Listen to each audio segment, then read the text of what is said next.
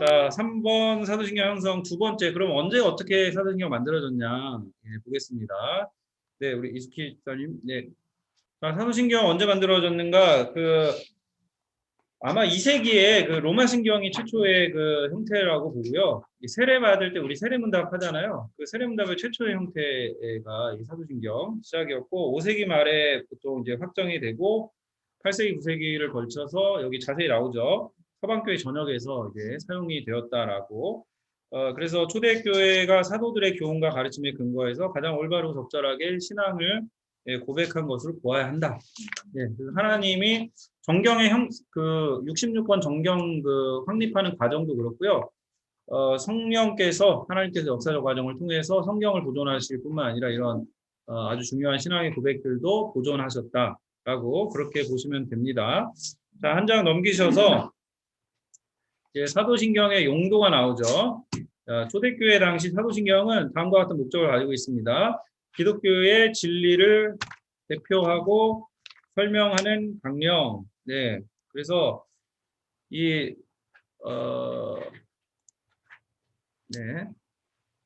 화면을 보시면 이렇게 돼야 되는데. 잠시만요. 네. 자, 그래서 나는 믿는다가 사도신경에 네. 하나님에 대해서 예. 예수님에 대해서 성령님에 대해서 이렇게 예. 그래서 우리가 창조주 하나님, 아버지 하나님, 전능하신 하나님, 예수 그리스도 성령의 잉태부터 시작해서 승기까지, 심판 재림까지, 그리고 성령님은 교회를 탄생시키시고 공교회를 탄생시킬 영생을 주시는 데까지 이런 내용들이 이렇게 기독교 진리 설명하고요. 그래서 이 과정을 다 마치시면 아마 네, 여러분이 교재를 쭉 보시면 아시겠지만 조직신학 아마 서론 정도의 어떤 지식에 해당하는 부분들을 다 다루실 수 있을 거예요.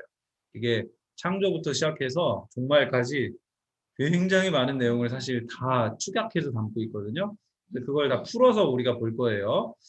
기독교의 진리를 대표하고 설명하는 강령이다. 두 번째, 네, 초신자들을 위한 신앙교육, 네, 세례문답이었다라고 말씀드렸죠. 네.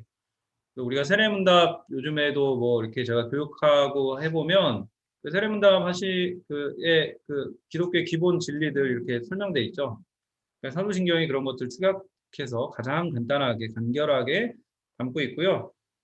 예배의식 보통 예배 우리 시작할 때나 초반에 예, 고등부는 시작할 때 사도신경 고백하고요. 우리는 좀 찬양하고 예, 조금 순서는 다른데 어쨌든 들어간다. 네, 제가 중등부 할 때 사도신경 한번 빼려다가 네, 그때 전도사였거든요. 이렇게 중요한지 모르고 빼려다가 거센 반발이 아니고 이제 우리 권사님들이랑 네, 안 된다 이렇게 해서 네, 그럼 예, 안 빼겠습니다. 예. 계속 했습니다. 네 번째, 이단과의 구별과 복음의 변호. 네.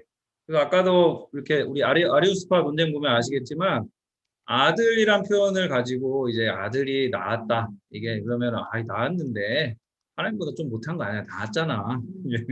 아버지가 아무래도 아들보다 낫지. 예, 뭐 이런 이 개념 정립에 좀 문제들이 있었어요. 그래서 이단과의 구별 당시에 뭐 그 예수 그리스도가 어떻게 정의돼야 되고 성령님을 또 어떻게 우리가 삼위일체 하나님으로 정립해야 되는지 그게 확립이 안 됐던 시기에 이 사도신경의 고백을 통해서 그런 진리들이 확립이 되고 복음이 아닌 것들과 복음이 무엇인지에 대해서 구별할 수 있는 기준이 됩니다. 그래서 변호까지 가능하게 되는 예, 그런 일들이 이제 이것을 통해서 가능하게 된 거죠.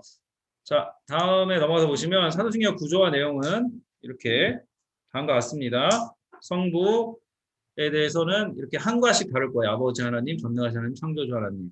성자에 대해서는 외아들, 우리 주, 성령님께 동정녀, 고난 십자가 이거 다 우리가 외우는 거에 들어가 있죠. 우리 사도신경 번역에는 5번이 안 들어가 있습니다. 지옥 강화가. 예, 근데 이제 원래 원문에는 다 들어가 있어요.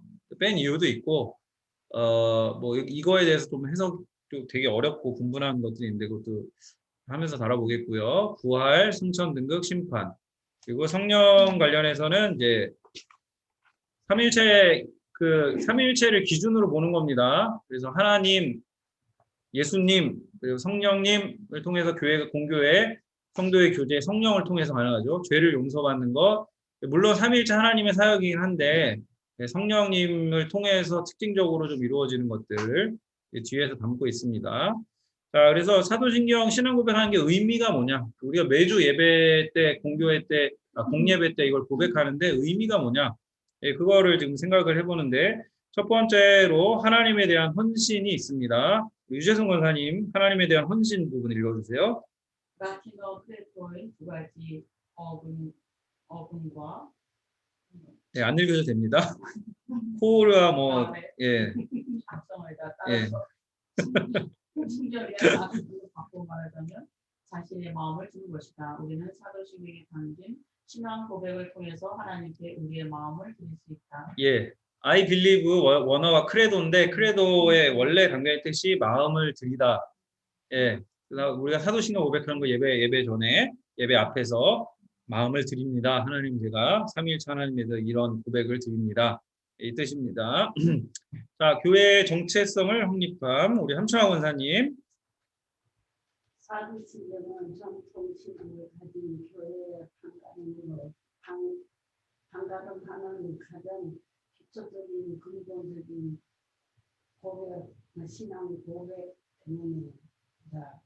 우리는 사도신경을 통해 교회가 믿고 따르는 바와 무엇인지 가장 효과적으로 표현할 수 있다. 사도신경은 전통 교회와 이단 구별을 하는 영적인 표지판이다. 네, 감사합니다. 예, 글씨가 작은데. 그래서 교회의 정체성을 확립하는 우리가 사도신경 고백하는 게 의미가 있고요. 세 번째로 교회 연합과 일치. 우리 이정자 원사님 읽어주십시오.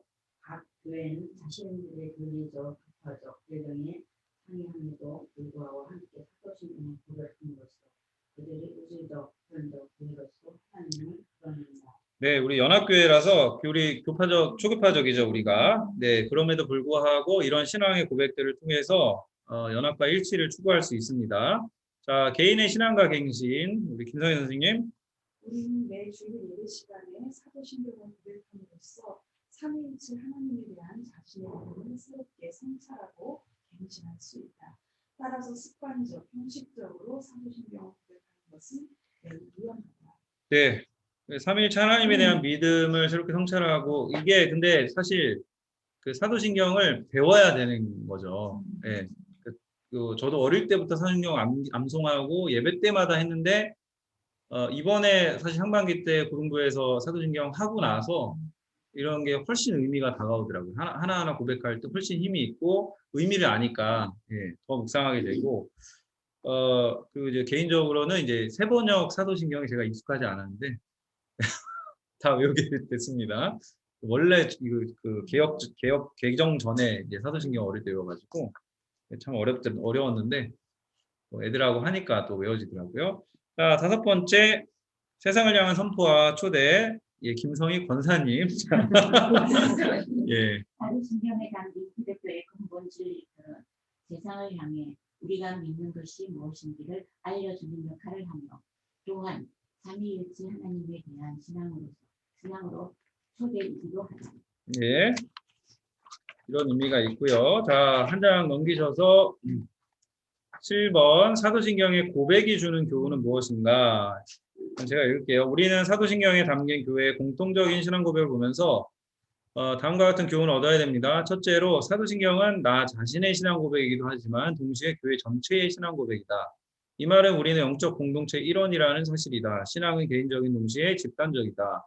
그래서 오늘날 이게 사도신경 배워야 되는 이유가 교회가 대형화되면서 굉장히 우리가 공동체성이 약해지고 또 개인화되고 신앙이란 것이 그래서 오늘 우리가 코로나 때문에 더 개인화됐죠.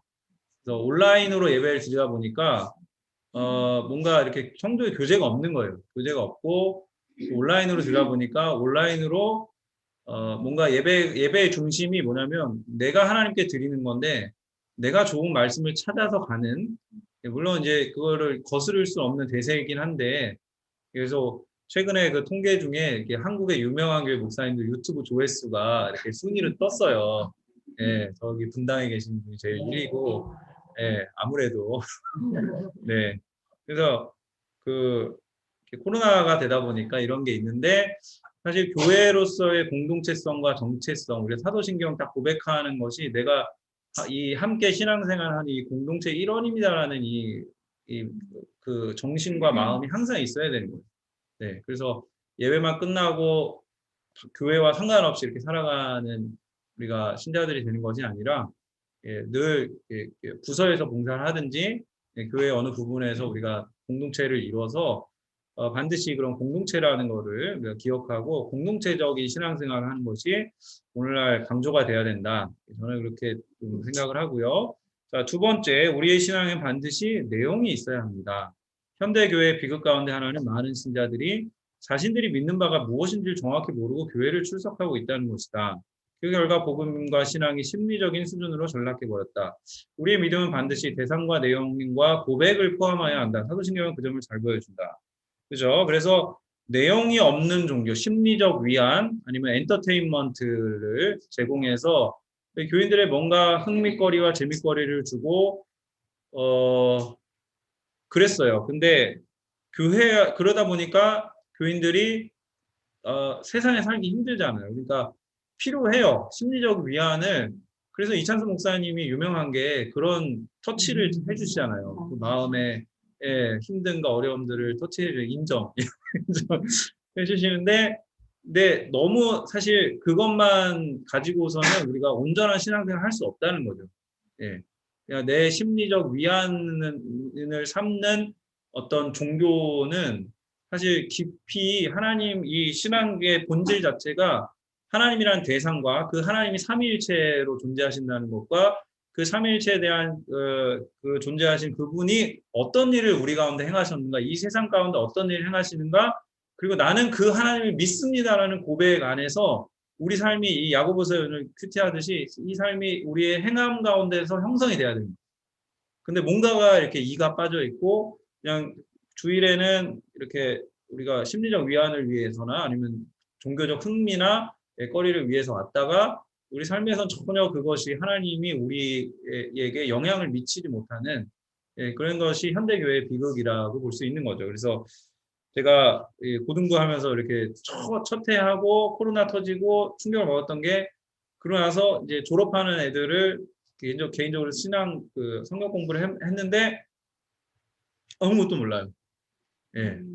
교회에서 뭐 10수년을 자랐는데 부서를 다 거치고 모르는데 물론 저는 믿어요. 이거 저는 이제 알고 있어요. 우리 선생님들이 너무 노력하시고 섬기시고 아이들 이렇게 해주셨는데 이 아이들이 정작 저도 놓쳤던 거고 정작 하나님의 말씀을 배우지 못하는 정작 성경 자체를 읽어보지 못하는 네. 그래서 코로나 이후로 저희 고등부는 그 학습 공동체가 돼버렸는데 좀 제가 지금 많이 강조해서 그런 것들을 공부하고 있는데 어쨌든 애들도 그렇고요. 어른들도 마찬가지입니다. 그래서 주일 예배만 드리고 주일 예배만 반복하는 이제 우리가 선데이 크리스찬이라고 그러죠. 예, 그런 종교 생활로는 우리가 하나님이 우리에게 주시는 복을 온전히 누릴 수 없고 유익과 복과 은혜들을 굉장히 하나님 많이 주고 싶어 하시는데 그 복을 다 차버리는 거다. 주일 생활만 하는 것. 그래서 예배만 이렇게 주일 예배만 드리고 가는 그런 개인적 종교가 아니라 하나님에 대한 우리가 하나님을 알고 하나님으로 인해서 우리가 변화되어가는. 그래서 언제까지 변해요? 죽기 전까지 주님 안에서 해마다 변화를 경험하는 그런 은혜가 얼마나 필요합니까? 그래서 그 은혜들을 우리가 받아 누려야 되고요. 우리 권사님들 많이 계신데 참 귀감이 됩니다. 얼마나 저도 볼 때 기도하시는 모습 보거나 그럼 참 이렇게 은혜가 돼요. 그래서 늘 그렇게 하나님께서 변해가는 그런 모습이 되셨으면 좋겠고요. 자, 세 번째로 우리의 신앙은 표준에 근거해야 됩니다. 표준. 이거를 이제 통신 교양 용어로 프로토콜이라고 그러죠. 오늘날 신앙의 수준이 신앙이 심리적 수준으로 떨어지다 보니까 지나칠 정도로 주관적이고 개인주의적인 신앙이 판을 치고 있습니다. 저마다 각기 자기 소견에 옳은 대로 행하는 신앙이 교회를 지배하고 있고 이게 매우 위험하고 통탄할 노릇이고 사도신경의 고백은 우리를 이런 위험에서 보호하기에 충분하고 우리는 하나님 정하신 표준에 따라서 신앙생활을 해야 합니다. 굉장히 자기 중심적 신앙생활을 하고 있다라는 게 진단이에요. 그리고 성경을 모르기 때문에 그 결과로 이단이나 이런 신천지에 왜 이렇게 교회들이 우후죽순처럼 넘어가는가? 결국은 모르기 때문입니다. 예, 잘 모르는데 거기 성경을 가르쳐준다고 하니까 폭 했다가 넘어가는 거죠. 자, 그래서 기독교의 기본적인 진리들을 우리가 이제 살펴보게 될 겁니다. 3가까지 이 사도신경 서론입니다. 3가까지. 네. 자, 그리고 4가부터 이제 실제 그 내용에 들어가는 거고요. 나는 믿습니다를 통해 본 믿음의 정의입니다. 사도신경에 등장하는 믿음의 형식을 통해서 우리가 믿음에 대해서 이런 점을 알 수 있습니다. 자, 기독교는 전적으로 은혜와 믿음의 종교입니다. 우리 손정 원사님 그 글 읽어주세요. 기독교가 여타의 종교들과 구별되는 가장 큰 이유는 바로 신앙의 타협성에 있다. 세상에 존재하는 모든 종교는 스스로의 노력과 선행, 구도와 수행을 통해서 구원을 얻는 것을 목표로 한다. 그런 점에서 모든 종교는 자력 종교이다. 그러나 기독교는 하나님의 은혜와 그 은혜에 대한 하나님의 반응, 믿음에 의해서만 구원받음을 천명한다. 구원은 하나님의 은혜에 의해 값없이 주어진 것이며 우리는 선물로 주어진 구원을 믿음으로 소유한다. 네, 기독교는 전적으로 은혜와 믿음의 종교입니다. 은혜와 믿음이 굉장히 중요합니다. 그래서 신앙의 타력성이란 거, 그래서 우리가 하는 일이 없는 거예요. 이 구원이라는 영역에 있어서, 예, 제가 지금 구원에 있어서 인간의 행위가 거기 들어갈 수 있냐라고 할 때 없다. 그래서 기독교와 타 종교를 가르는 가장 큰 분기점은 뭐냐? 타 종교는 다 자력 구원입니다. 노력과 선행과 구도와 수행. 예. 그죠? 여기 중국 사람들도 이거를 못 받아들여요. 선행 없이 어떻게 구원받냐? 네. 네. 기독교는 하나님이 은혜를 베풀어 주셨고 그 은혜를 인간이 받아들이는 그 믿음에 의해서만 구원받을 수 있음을 천명을 합니다. 자, 에베소서 2장 8절에서 9절 제가 먼저 보이는 이름으로만 좀 부탁을 드릴게요. 자, 에베소 2장 8절 9절 주윤정 집사님 읽어주세요. 안 계신가요? 주윤정 집사님. 네. 그럼 서미옥 집사님 마이크 켜시고 읽어주세요. 마이크를 켜셔야 됩니다. 너희는 그 은혜에 의하여 믿음으로 말미암아 구원을 받았으니 이것은 너희에게서 난 것이 아니요 하나님의 선물이라. 행위에서 난 것이 아니니 이는 누구든지 자랑하지 못하게 함이라. 아멘. 네, 너무 잘 들리네요. 자, 볼륨을 누가 이렇게 키워놨지? 네, 조금 이따가 만질게요. 제가. 감사합니다. 예, 거기 보시면 너희는 어떻게 해요? 은혜에 의하여 믿음으로 구원을 받았으니 이것이 너희에게 난 것이 아니 하나님의 선물이라 행위에 난 것이 아니니 자랑하지 못한다. 예. 근데 우리 본성은 신앙생활 하면 자랑하려고 해요. 예, 저를 포함해서 누구도 예외가 아니에요. 이거 뭐 한 거 가지고 그런 본성이 있습니다. 근데 하나님이 그런 거 아니다 얘기하시고 로마서 1장 17절 로마서 1장 17절은 이지연 집사님 읽어주세요. 복음에는 하나님의 의가 나타나서 믿음으로 믿음에 이르게 하나니 기록된 바 오직 의인은 믿음으로 말미암아 살리라 함과 같으니라. 아멘. 아유 반갑습니다. 이지연 집사님. 자, 이 실명으로 해놓으셔야 제가 좀 부탁을 드릴 수 있고요. 뭐 갤럭시 S9 이렇게 있으면 제가 못 시켜드리니까. 자, 들으시기 마세요. 자, 복음에는 하나님의 의가 나타났다. 그죠? 네, 인간이 구원받으려면 어떻게 해야 되냐? 의로워야 됩니다. 의. 근데 인간이 로마서 1, 2, 3장 이렇게 논지에 하면 바울이 유대인은 하나님이 율법을 주셨고 이방인은 뭘 주셨어요? 이방인은 양심을 주셨는데 유대인 율법으로 구원받을 수 있느냐? 613가지 율법을 하나님 주셨는데 613가지를 다른 데 보면은 이거 다 지키다가 하나를 범하면 죽기 전에 하나 범하면 구원 못 받아 이렇게 하나님 말씀하시죠. 인간이 의로울 수 있냐? 없다. 예. 이방인은 율법이 없잖아요. 양심이 그 준거가 됩니다. 근데 양심의 100% 평생 동안 이 양심을 100% 지키고 살 수 있냐? 그래서 뭐 그런 질문, 세종대왕 구원받냐, 뭐 이순신 장군 구원받냐, 그런 질문 많이 하는데, 이방인 양심에 의해서, 우리가 사람에 대해서 기본적으로 생각할 때 아무리 훌륭한 사람도 그 양심의 법에 100% 의로울 수 있냐라고 할 때 없다라고 봅니다. 그래서, 바울의 논증에 의하면 인간이 유대인이나 이방인이나 다 죄 아래 있다 선언을 합니다. 그래서 죄 아래 있어서 의롭지 못해요. 죄가 있으니까. 구원이 불가능합니다. 그죠? 구원 불가. 근데 어떻게 하냐? 복음이 예수 그리스도잖아요. 복음에는 하나님의 의가 나타났다. 이게 의로울 수 없는데, 아담 이후로 의로운 존재가 없어요, 인간으로. 근데 복음에 예수 그리스도를 통해서 예수 그리스도가 의가 되셨어요. 의. 네. 오세요. 네. 권사님 아니세요? 네, 김영현 선생님. 여기 유재승 권사님 옆에 잠깐, 예. 앉으시고요. 조금만 더 하고 칠 거니까, 네, 그때 자리 정리 다시 한번 하겠습니다. 자, 네. 아이고, 이렇게 감사합니다. 와주셔서. 날씨가 많이 더운데. 자, 그래서 우리가 다 죄 아래 있고 구원을 못 받아요.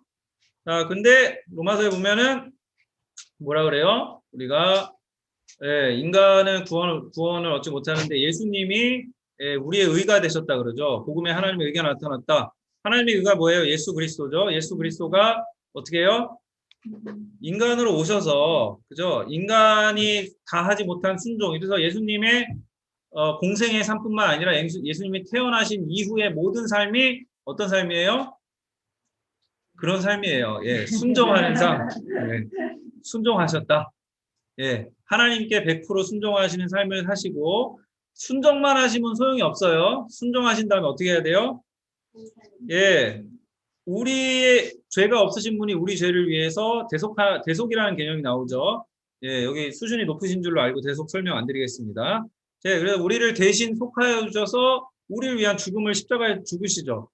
그래서 예수님 이 아담 이후로는 그 의로운 인간이 없었는데 로마서 5장 12절부터 논증에 의하면 예수님이 제2의 아담이 되셔서 아담 이후로 의로운 존재가 없고 구원받을 수 없는 그런 인간의 상황 가운데 예수님이 유일한 인간으로 완전한 인간으로 오셔서 순종하는 모든 율법의 요구에 만족하시고 또 우리 죄를 위하여 죽으심으로 말미암아 하나님 보시기에 의가 되신 거예요. 하나님 보시기에 의로운 존재가 되신 거예요. 그 의로운 존재가 됐던 증거가 뭐예요? 로마서 1장 2절 3절에 보면 부활하셔서 그 부활이 그래서 중요한 겁니다. 예수님 부활하셨다라는 거는 예수님이 죽고 끝났으면 끝이에요.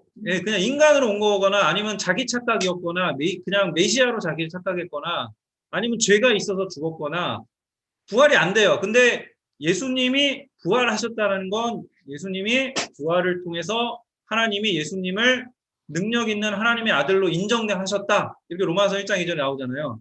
예수님이 그렇게 인정되신 거예요. 하나님 보시기에. 그래서 성령의 능력으로 예수님 부활하셔서 뭐가 되셨어요? 의가 되셨어요. 세상에 의로운 존재가 없는데 하나님이 우리에게 의로운 존재를 주셨는데 이 예수님만이 의로운 거죠. 근데 놀라운 건 이 예수님의 이 복음의 소식을 듣고 우리가 믿음을 발휘하면 우리의 죄는 2000년 전 예수님의 십자가에 달려서 우리의 죄가 용서를 받고 예수님이 부활하셔서 새로운 생명을 얻으신 것처럼 우리가 믿으면 예수님의 그 생명을 하나님이 우리에게 주신 그 생명을 수여받아서 그 생명으로 살아가는 존재로 거듭나게 됐다. 그래서 이 의를 믿음은 연합하는 효과를 일으켜서 이거 신비죠. 나중에 자세히 배울 겁니다. 연합을 통해서 우리가 거듭난 존재로 새로운 삶을 살아가게 된다. 그래서 우리가 코로나 바이러스 백신 맞으면 항체가 생기듯이 그렇죠. 우리 몸이 그런 변화가 되는 거예요. 악에 대해서 이길 수 있고 악에 대해서 대항할 수 있는. 자, 그래서 복음에 하나님의 의가 나타나서 믿음으로 믿음에 이르게 하나니. 그래서 요즘에 세관점, 구관점 이런 신학적으로 논쟁들이 있는데 그 관점에 의하면 믿음으로 믿음의 신실함. 자, 믿음으로 믿음에 이르게 하니 이게 그 구약에서 오직 의인은 믿음으로 말미암아 살리라 하박국 2장 14절. 제가 신대원 시험 때 틀린 문제입니다. 2장 4절, 2장 14절, 2장 24절. 2장 4절로 썼다가 틀렸는데. 자, 2장 14절. 그래서 이 신실함은 히브리어로 에무나라고 하는데, 예, 그 신실함입니다, 뜻이. 그래서 이렇게도 해석을 해요. 믿음으로 믿음에 이른다는 예수 그리스도의 신실함으로, 그 믿음을 예수 그리스도의 신실함으로 말미암아 우리도 예수 그리스도의 신실함을 닮은 신실한 존재가 되는 거예요. 그 신실한 존재로 살아가는 거. 오직 의인은 그래서 신실함으로 말미암아 살리라, 이렇게 번역될 수 있는 겁니다. 네. 그래서 믿음으로 그냥 믿으면 구원받고 믿으면 천국 가고, 그게 아니라 믿음 안에 이미 우리가 그리스도를 닮은 신실한 자로 살아가야 한다라는 의미가 담겨 있는 거죠. 이렇게 보면. 그래서 복음에 하나님의 의가 나타났다, 이렇게 볼 수 있고요. 자, 갈라디아서 2장 16절. 네, 이은영 집사님과 이은영 이렇게 권사님인가요? 예, 이은영 이가 권사님이세요? 예, 이은영 일단 집사님, 갈라디아서 2장 16절 읽어주세요. 갈라디아서 2장 16절. 이은영 권사님, 이 권사님. 사람이 의롭게 되는 것은 율법의 행위로 말미암이 아니요 오직 예수 그리스도를 믿음으로 말미암는 줄 알므로 우리도 그리스도 예수를 믿나니 이는 우리가 율법의 행위로서가 아니고 그리스도를 믿음으로 의롭다 함을 얻으려 함이라. 율법의 행위로서는 의롭다 함을 얻을 육체가 없느니라. 아멘. 감사합니다. 네, 이은영 집사님 읽어주신 것 같아요. 권사님 읽어주셨어요? 예. 이제 얼굴이 안 보이니까 확인 불가. 자, 사람이 의롭게 되는 것은 율법의 행위가 아니다, 여기서 얘기하고 있죠. 그래서 그러니까 여러분, 우리가 신앙생활을 하면서 신앙이 좀 다운되고 좀 하나님 멀어지고 이러면 뭘 봐야 돼요? 십자가를 봐야지. 십자가. 그죠? 예. 이게 신앙생활 잘 못하면 무슨 생각이 드냐면, 나는 구원이 희미해져요. 신앙생활 잘 못하면.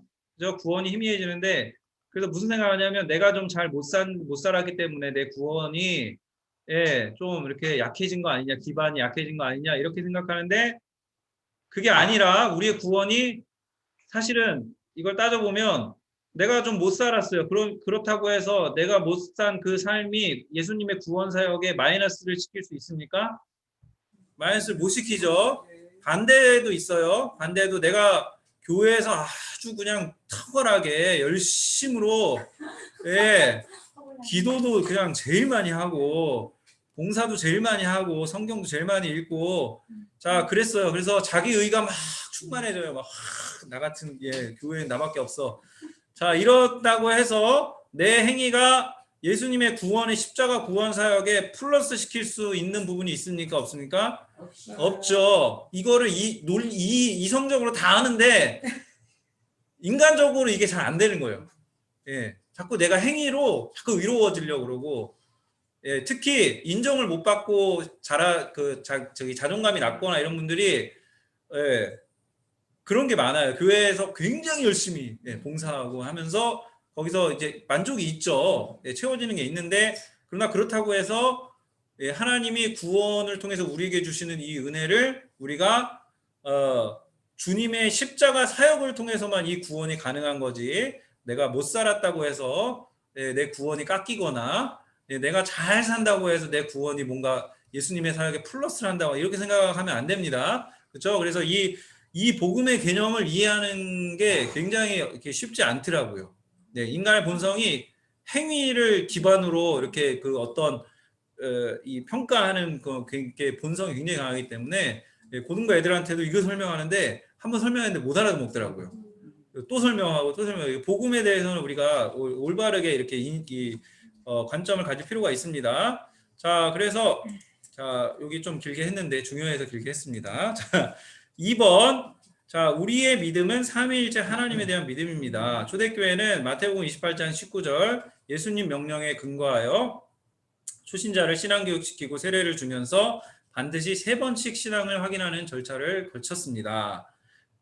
우리는 조금 약한 편이고요. 저기 침례교 쪽은 몇 달 동안 이거 세례교육 시킨다고 하더라고요. 그래서 사도신경에는 이러한 초대교회 전통이 잘 반영되어 있는데, 믿음이 뭐냐? 성부, 성자, 성령 하나님에 대한 믿음이다. 자, 마태복음 28장 19절 20절 같이 읽을게요. 시작. 그러므로 너희는 가서 모든 민족을 제자로 삼아 아버지와 아들과 성령의 이름으로 세례를 베풀고 내가 너희에게 분부한 모든 것을 가르쳐 지키게 하라. 아멘. 자, 아버지와 아들과 성령의 이름으로 삼위일체가 성경에 안 나온다고요? 성경이 나오잖아요. 네, 나중에 더 자세히 볼 거예요.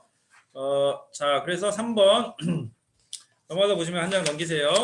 올바른 믿음이란 뭐냐? 믿음의 대상인 인격에 대한 경외와 더불어 이게 경외입니다. 이게 좀 약간 오타들이 있습니다. 믿음의 내용인 사역, 행적에 대한 진술 모두를 포함합니다. 사도신경은 삼위일체 하나님 자신에 대한 경외와 더불어 하나님께서 우리 구원과 유익을 위해 어떤 일을 행하셨는지에 대한 믿음 모두를 요구하고 있습니다. 그래서 여기 성부에 관한 진술은 그냥 이제 기본적인 거 우리 앞에서 봤던 겁니다. 그죠? 하나님이 전능하시다. 아버지는 그죠? 창조주시다. 그리고 아버지시다. 이런 것들을 나누죠. 성자에 대해서는 어떻게 해요? 외아들이다. 유일하신 아들. 그리고 예수는 주님이다. 예. 그리고 예수 그리스도다. 이거 다 의미가 있는 겁니다. 그죠?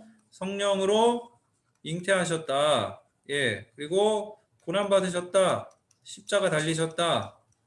3일 만에 부활하셨다. 승천하셨다. 승천하셔서 승귀 영광스럽게 되셨다. 그죠? 그리고 심판하러 오십니다. 심판, 재림. 네. 예수님에 대한 그 고백이 제일 많죠.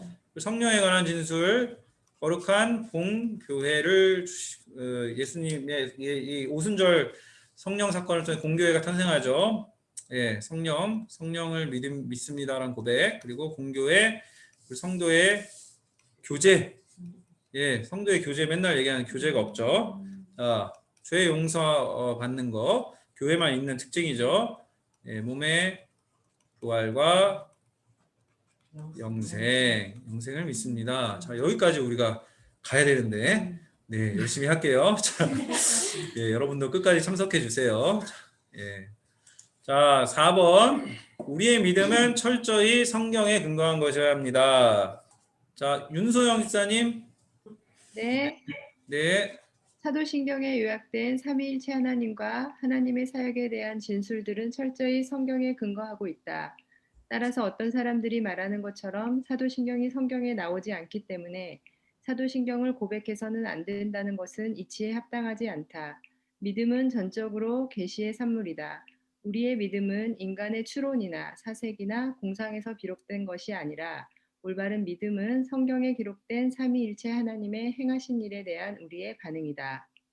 네, 그 사도신경 성경에 없기 때문에 안 중요하다 이렇게 말하는 거는 네, 옳지가 않습니다. 사도신경이 성경으로부터 나온 거고 삼위일체 교리도 마찬가지고요. 성경에 근거해서 나온 겁니다. 삼위일체란 말은 성경에 없지만 성부, 성자, 성령에 대한 그런 고백이 다 있습니다. 자, 사도신경에 특별히 여기서 미사를 좀 언급하고 있습니다. 미사에 대한 문제들이 있는데 로마 카톨릭에서 미사는 어떤 의미냐면요. 미사는 예수 그리스도의 죽음과 부활을 재현하는 기념의 의미가 있습니다. 재현한다. 예. 그래서 미사에는 성경 봉독, 강론, 성만찬 등으로 이루어지는데요. 제가 미사 참석해 본 적은 없습니다. 네, 근데 이게 2차 사실 그 2차 바티칸 공회가 1960년대에 있었거든요. 62년, 65년에. 예, 이 카톨릭의 아주 전향적인 회의였는데 이 전까지는 다 라틴어로 미사를 드렸어요. 아주 최근까지. 그러니까 이게 무슨 말이냐면 미사는 라틴어인데 라틴어를 아는 사람은 아주 극소수잖아요. 그러니까 당연히 예배에서 뭐가 강조될 수밖에 없어요? 성만찬이 강조될 수밖에 없어요. 보이는 예식으로서의 성만찬이 강조될 수밖에 없어요.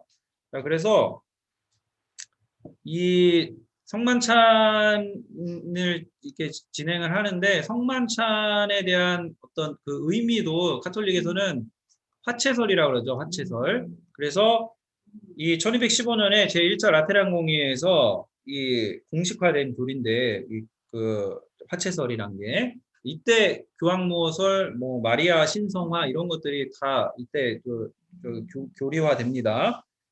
근데 이게 뭐냐면 사제가 직접 떼어주는 떡을 받아 먹고 포도주를 마시는 사람에게만 그리스도의 은혜가 임하는 겁니다. 사제가 직접. 그래서 이런 믿음이 교회의 타락을 가져오는 원인이 되었다라고 얘기를 해요.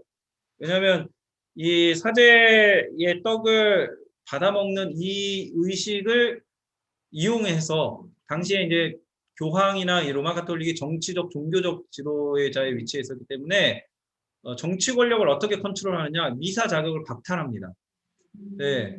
그래서 그러면 그 로마 가톨릭 그 세계에서 쫓겨나는 거예요. 이게 파문이라고 그러죠, 파문. 근데 오늘날 우리가 이제 성경에 원래 출교가 있어요. 출교가 있는데 오늘날 이 20세 우리 현대교회는 출교가 없어요. 네, 출교가 없고 출교를 해도 출교가 실현이 안 돼요. 왜냐하면 출교라는 건 기독교 세계 밖으로 쫓아내는 건데 기독교 세계 밖으로 쫓겨나나요? 우리 교회에서 출교야 이렇게 해서 보내면 저기 옆에 다른 교회 가죠. 예, 7인은 할 수 있는데 진짜 의미에서 출교가 되면 사실 어느 교회도 갈 수가 없어야 되는 거거든요. 근데 이게 우리 개신교는 개교회주의가 있다 보니까 그게 좀 어렵죠. 네. 자, 근데 어쨌든 다시 돌아오면 이 파문을 통해서 그 정치 권력을 이용하거나 조종하거나 어떻게 보면 사람들, 교인들을 위협하는 수단으로 변질이 되는 거죠. 자, 근데 성경에 뭐라 그러냐? 이 사제가 반드시 이 떡을 줘야 되거든요. 근데 이게 히브리서 7장을 한번 찾아볼게요. 히브리서 7장. 이 성경을 가져오신 분들 성경 펴시고요.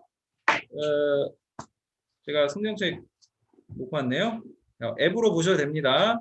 히브리서 7장 27절 한번 볼게요. 히브리서 7장 27절. 네. 자, 찾으셨으면 같이 읽을게요. 히브리서 7장 27절 시작. 그는 저 대제사장들이 먼저 자기 죄를 위하고 다음에 백성의 죄를 위하여 날마다 제사 드리는 것과 같이 할 필요가 없으니 이는 그가 단번에 자기를 드려 이루셨습니다. 네, 예수님이 십자가 사역이 뭐냐? 단번에 자기를 드려 이루셨다. 자, 10장으로 넘어가서 보세요. 히브리서 10장 19절. 자, 우리 예배 때 고백하는 거죠. 그러므로 형제들아 우리가 예수의 피를 힘입어 성수에 들어갈 담력을 얻었나니 그 길은 우리를 위하여 휘장 가운데로 열어놓으신 새로운 살 길이요 휘장은 곧 그의 육체이니라. 예수 그리스도의 피를 힘입어 성수에 들어갈 담력을 얻었지. 사제의 힘을 중간에 사제를 통해서 우리가 고해 성사도 마찬가지입니다.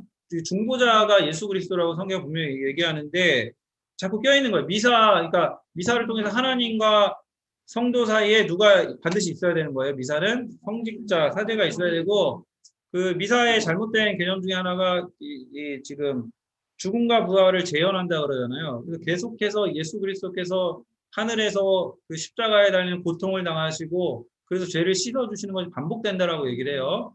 근데 성경에 보면 예수 그리스도께서 10절 이후에 보면 히브리서 10장 10절 이후에 보면은 예수 그리스도의 몸을 단번에 들이심으로 말미암아 우리가 거룩함을 얻었노라. 예, 18절 이것들 사하셨은즉 다시 죄를 위하여 제사 드릴 것이 없느니라 이렇게 나오죠.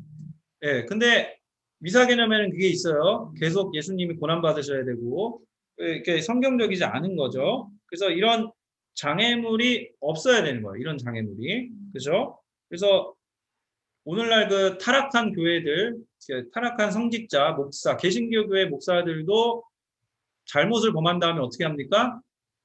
잘못을 범하고, 예, 회개를 안 하고, 그리고 이제 교회를 떠나려는 교인들에게 본인이 죄를 졌어요.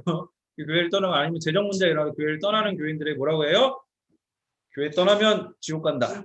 예, 교회 떠나면 예, 복 못 받아. 이렇게 얘기하죠. 다 미사, 이 사제 개념, 로마 가톨릭 잘못된 개념이랑 같은 그런 개념이에요.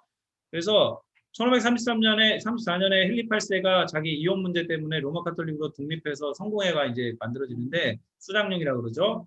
근데 그때도 문제가 뭐냐면 그때도 여전히 사제 대신에 왕이 그 대리자가 되는 거예요. 하나님과 이 하나님의 백성들 사이에 왕이 대리자가 되는 거예요. 이것도 똑같은 예. 성공회 반반 걸쳐 있잖아요. 가톨릭 반, 개신교 반. 그러니까 이 문제로부터 자유롭지 않고 그 3, 40년대에 그 33년에 독일에서 나치 기독교가 그죠? 하나님과 사람 사이에 나치 기독교가 있다. 이런 논리로 그래서 히틀러는 하나님의 대리자다. 대리적인 메시아다. 이런 나치 그리스도인들, 기독교 믿은 그리스도인들 다 이렇게 이런 개념으로 가는 거예요. 그러니까 굉장히 이 구조가 유사한 거예요. 하나님과 사람 사이에 중보자, 하나님과 사람 사이에 대속자는 예수 그리스도밖에 없는데, 거기에 어떤 종교적 성직자의 물론 역할이 있죠. 중보 기도를 같이 하고 돕고 하는데, 그러나 성도들이 다 하나님께 나올 수 있는데, 그런 것들을 좀 오늘날에 좀 이렇게 교리를 잘 모르면 이런 위험성들이 있는 겁니다. 자, 그래서 여기 성경 구절도 한번 보세요. 데살로니가후서 2장 13절. 자, 우리 이순희 권사님, 데살로니가후서 2장 13절 읽어줄 수 있을까요? 네. 짧게 그래서 해주세요. 네, 짧게. 네. 예, 좀 소리 좀 작게 해주세요. 네. 아,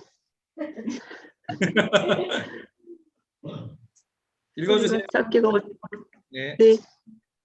주께서 사랑하시는 형제들아, 우리가 항상 너희에 관하여 마땅히 하나님께 감사할 것은 하나님이 처음부터 너희를 택하사 성령의 거룩하게 하심과 진리를 믿음으로 구원을 받게 하심이니. 아멘. 네, 졸립진 않죠? 이렇게 크게 들으니까. 네, 주께 사랑하신 형제들아, 그죠? 여기 보면은 하나님이 처음부터 너희를 택하사 성령이 거룩하게 하시고 진리를 믿음으로 구원을 받게 하셨지. 예, 그 중간자를 통해서 구원받게 하지 않습니다. 골로새서 2장 6절 7절 제가 읽을게요.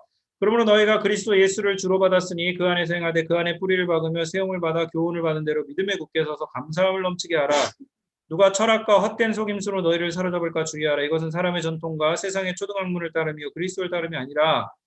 그죠? 그래서 그리스도 예수를 주로 받았으니 그 안에서 행하면 되는 겁니다.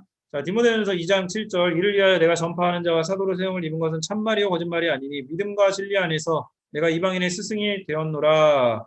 믿음과 진리 안에서 되었다. 이게 바울이 얘기하죠. 자, 그래서 우리가 그리스도와 그 말씀으로 우리가 구원을 얻는 것이지, 다른 것을 얻는 것이 아니고, 자, 하이델베르크 요리문답을 좀 보시면, 하이델베르크 요리문답에서 이걸 언급하고 있어요. 자, 80문, 제가 80문 질문 읽을 테니까 여러분이 답으로 되어 있는 거 읽으시면 돼요.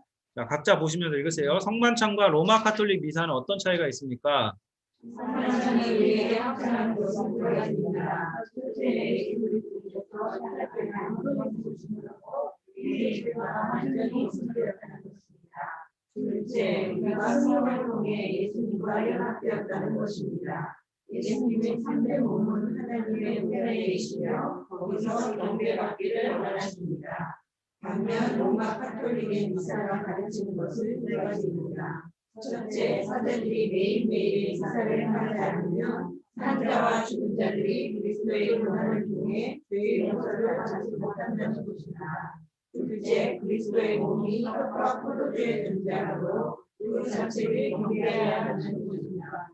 결국 미사는 근본적으로 예수 그리스도의 영광과 축복을 위하여 하는군요. 여러가지를 상상됩니다. 네, 이 하이델베르크 여러분들 종교개혁 시기에 만들어졌죠. 그래서 당시에 그 로마 카톨릭은 적그리스도죠, 그왕은. 네, 아주 첨예한 대립점이 있었고, 그래서 그 당시 만들어졌던 그래서 미사의 어떤 의미들이 이렇다라는 것을 얘기하고 있고요. 자, 누가 성만찬에 참여할 수 있습니까?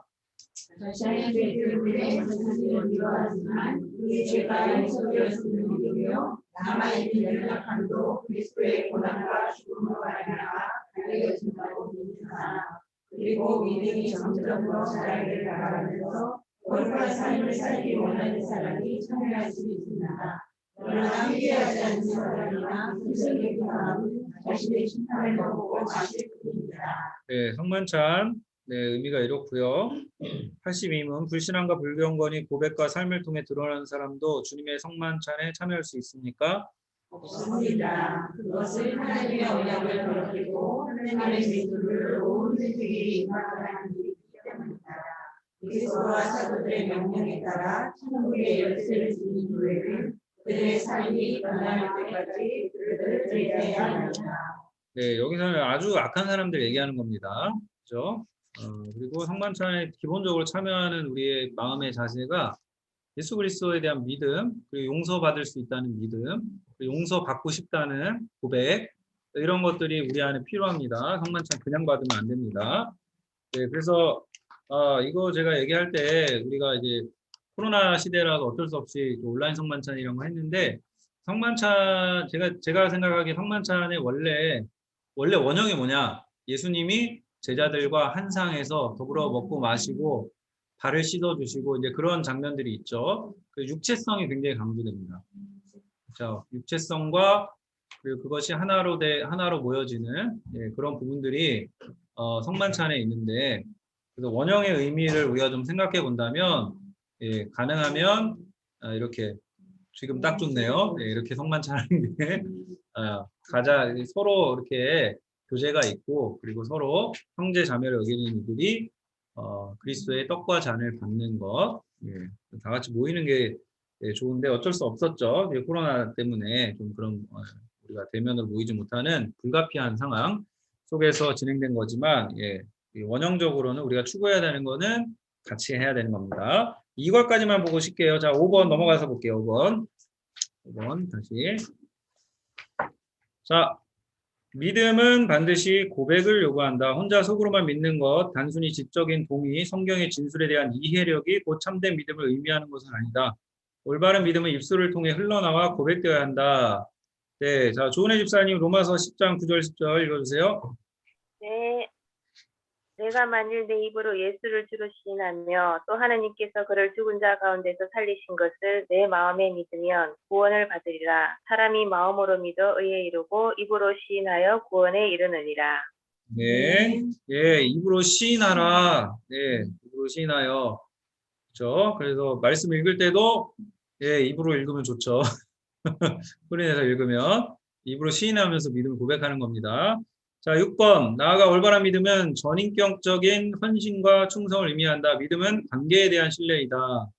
그래서 이게 굉장히 중요합니다. 단순히 지적인 동의, 긍정, 감정적 공감이나 고향을 의미하지 않고, 올바른 믿음은 믿음의 대상에 대한 사랑과 신뢰를 통한 연합을 의미합니다. 사순경의 믿음은 크레도인의 형식을 띠는 겁니다. 헬라어, 라틴어, 이 모든 계열에서 빌리브라는 동사 자체가, 믿는다라는 동사 자체가 전치사가 없어요. 근데 성경 번역가들이 번역할 때 in을 반드시 넣거든요. in, 헬라어로 n. 믿음이란 to believe in Christ 이렇게 표현되는데 무슨 뜻이 담겨 있냐면 연합한다는 뜻이 담겨 있는 거예요. 그 안에 있다. To believe that Christ for us. 그래서 우리가 이 in을 쓴다라는 것은 내가 믿습니다. 나는 주님께서 우리를 대신하고 대표해서 우리의 유익을 위해서 우리를 위해 죽으셨습니다. 이거를 믿으면 우리가 그리스도 안에 들어간다는 거예요. 그리스도 안에 들어가고 나는 그 안에 그는 내 안에 계셔서 그리스도 안에 연합해서 우리가 연합한 하나님의 자녀가 되어서 어떻게 해요? 갈라디아서 밑에 나오는 것처럼 그리스도로 옷을 입어요. 그래서 예수님 옷을 입었기 때문에 하나님이 우리를 보시기에 우리는 죄인이지만 하나님이 우리를 의인으로 봐주시는 거죠. 그죠? 그래서 연합하는 거 그렇게 중요한 거고 예수님 신부가 되고 성령의 집이 됩니다. 칼빈이 그래서 이렇게 얘기하죠. 믿음은 우리에 대한 하나님의 인애를 아는 지식과 그 인애의 신실성에 대한 확실한 신념이다. 자, 넘어가서 보시면 7번. 믿음은 거룩과 윤리를 내포합니다. 진정한 믿음은 우리로 하여금 삼위일체 하나님과 연합을 이루게 하기 때문에 자연스럽게 올바른 믿음은 거룩과 윤리를 내포합니다. 믿음을 통하여 우리는 하나님과 연합해 하나님의 거룩하심에 참여하며 함께 거룩한 존재가 되기 때문입니다. 믿음의 목표는 예수님을 닮는 것입니다. 성령께서는 이를 이루어가고 계십니다. 자, 이금년 집사님 고린도후서 3장 18절 읽어주세요. 이게 화면 보여요 지금. 네. 예, 읽어주세요. 고린도후서. 우리가 다 수건을 벗은 얼굴로 거울을 보는 것 같이 주의 영광을 보매 그와 같은 형상으로 변화하여 영광에서 영광에 이르니 곧 주의 영으로 말미암음이니라. 네. 아유 반갑네요 권사님. 자, 한국에서 지금 네 함께하고 계십니다. 그래서 우리가 그와 같은 형상으로 변화하여 영광으로 영광에 이르니 그 영광을 바라면서 영광스럽게 변화되는 것을 소망하는 삶을 우리 보고 살라고 성경 말씀하시죠. 에베소 2장 10절 이수연 집사님 읽어주세요. 우리는 그가 만드신 바라 그리스도 예수 안에서 선한 일을 위하여 지으심을 받은 자니 이 일은 하나님이 전에 예비하사 우리로 그 가운데서 행하게 하려 하심이니라. 네, 그리스도 예수 안에서 선한 일을 위하여 지금 받았다. 예, 하나님 우리를 향하신 뜻과 목적이 있는 거죠. 따라서 아주 조심스럽게 거룩한 신자의 삶을 살지 않는 사람들에게는 비록 교회 안에 몸을 담고 있다고 할지라도 그 구원이 위태로울 수 있다는 점을 염려하지 않을 수 없다. 마태복음이 이게 지금 열매 얘기하죠. 오늘 야고보서 큐티 말씀이랑도 비슷하고 좋은 열매가 나쁜 열매를 맺을 수 없고 나쁜 열매가 좋은 열매 맺을 수 없다. 나쁜 나무가. 예. 그래서 하나님 아버지의 뜻대로 행하는 자라야 들어가지. 이름만 부른다. 이름을 부르면서 귀신 쫓아내고 심지어는 저 같은 목사가 돼서 귀신을 쫓아내고 많은 권능을 행해도 예수님 모른다고 할 수도 있는 건 불법을 행하면, 그죠? 불법을 행해서 그죠? 나쁜 짓을 하면 안 돼요. 고린도전서 6장에 어떤 형제라 일컫는 자가로 한정했어요. 교인이 음행하거나 탐욕 부리거나 우상 숭배하거나 모욕하거나 술 취하거나 술 취하면 안 됩니다. 속여 빼앗고 제가 이거 강조합니다. 술 취하지 마세요. 네. 술 마셔도 된다 그래갖고 그냥 술 그냥 아주 자유롭게 너무 취하는 것도 죄입니다. 속여 빼앗거든 사귀지도 말고 그런 자와 함께 먹지도 말라고 바울이 얘기하죠. 왜 밖에 있는 사람들은 예수 안 믿으면 상관없어요. 근데 예수를 믿는다 하면서도 고린도 교회 안에 이런 문제가 있었죠. 계모랑 같이 사는.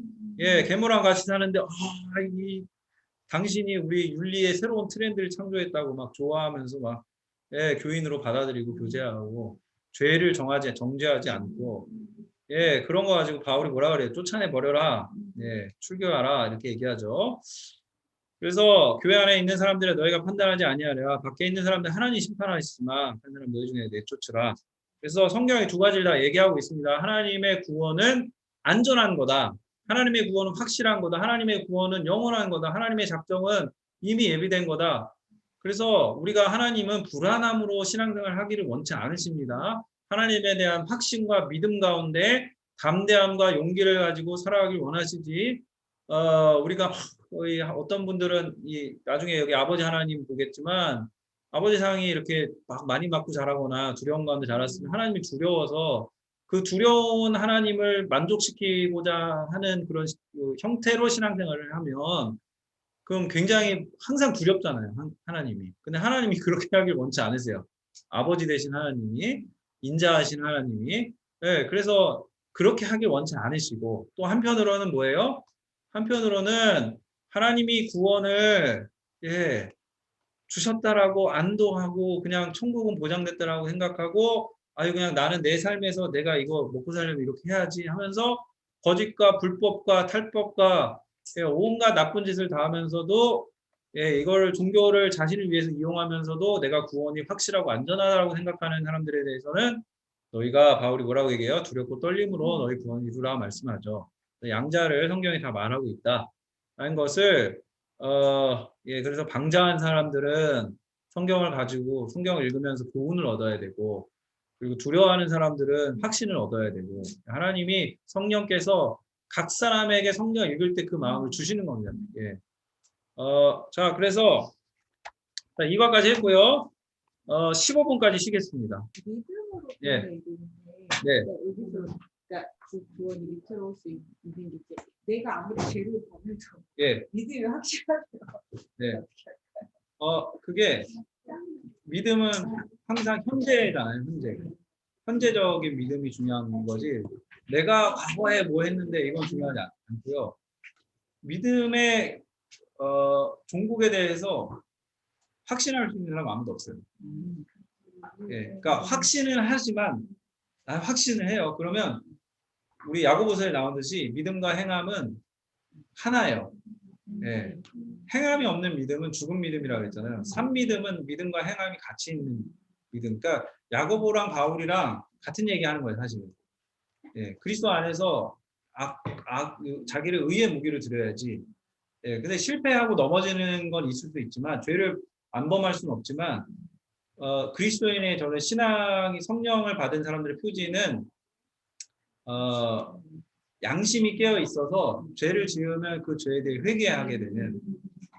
그래서 우리가 그 사람의 구원에 대해서 그 사람 구원받았다, 구원이 불확실하다 사실 몰라요. 근데 어떤 문제가 있냐면 어떤 사람은 그걸 너무 자기 확신이 있고 그런데 죄를 짓는 걸 너무 당연시 여기고 사기치고 음행하고 막 이러는데도 나는 괜찮다라고 생각하는 사람들은 하나님이 너 누구야? 라고 물어보실 수 있다라는 거죠. 네. 네, 자, 쉬겠습니다. 자, 잠깐 음소거 하겠습니다. 3가가 또 깁니다. 네, 갈 길이 멀고. 내일부터는 내일 목요일이죠. 306호에서 하겠습니다. 이게 장소가 좁아서 네, 구름대 같이 또 오실 줄 알고 제가 오실 것 같아서 네, 넓은 데로 가도록 하겠고요. 자, 3과 나는 삼위일체 하나님을 믿습니다. 자, 어려운 부분인데 한번 같이 보겠습니다. 자, 사도신경에는 삼위일체 하나님, 즉 성부, 성자, 성령 하나님에 대한 신앙 고백이 표현되어 있다. 우리는 성부, 성자, 성령 모두를 동일한 하나님으로 고백하고 믿는다. 기독교 신앙의 가장 심오한 신비이자 핵심인 삼위일체 하나님에 대한 신앙이 의미하는 바를 배워보자. 자, 성경에 계시는 하나님은 삼위일체 하나님이십니다. 자, 우리 주윤정 집사님 읽으실 수 있죠? 네. 네. 읽어주세요. 성경은 다신론에 반대하여 하나님의 유일하심을 또한 유일신론에 반대하여 하나님이 세 분이심을 찬양합니다. 성경은 성부, 성자, 성령 하나님에 대한 신앙을 잘 표현하고 있다. 어떻게 하나님께서 하나님이며 나또 같은 게 어딨어? 야, 귀여워. 나또가 여기에서 없어. 잠깐만요. 뭐야? 천천히 보고. 네. 예, 주집사님. 다시 읽어요? 네, 저 목소리가 예쁘시니까 한 번 더 읽어주세요.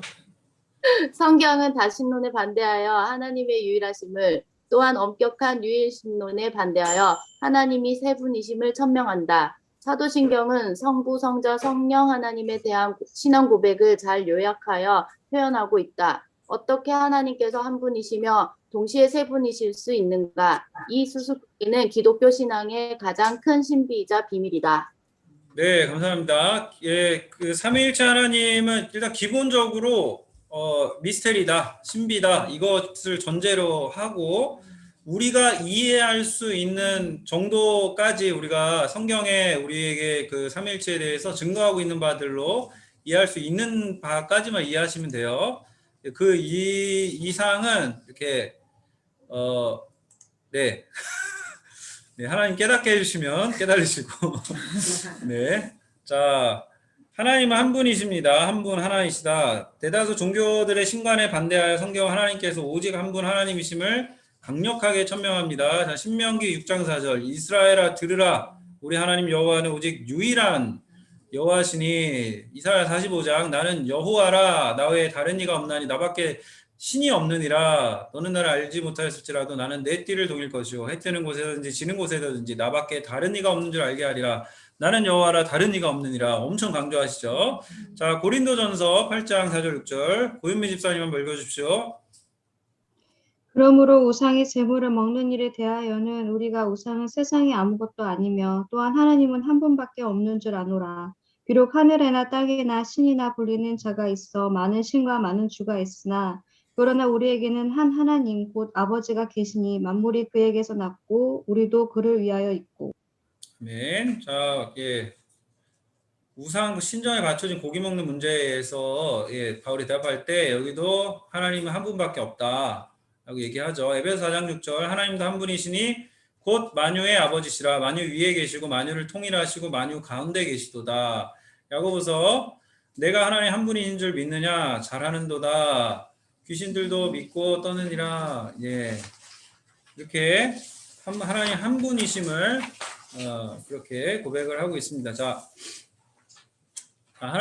동시에 하나님은 세 분이라고 성경이 증거합니다. 성경은 아버지 하나님, 아들 하나님, 영이신 하나님 모두를 동등한 하나님 고백한다. 자, 성부장자 성령이 함께 등장하는 구절들 마태복음 3장 15절 17절 안수경 집사님 읽어주세요.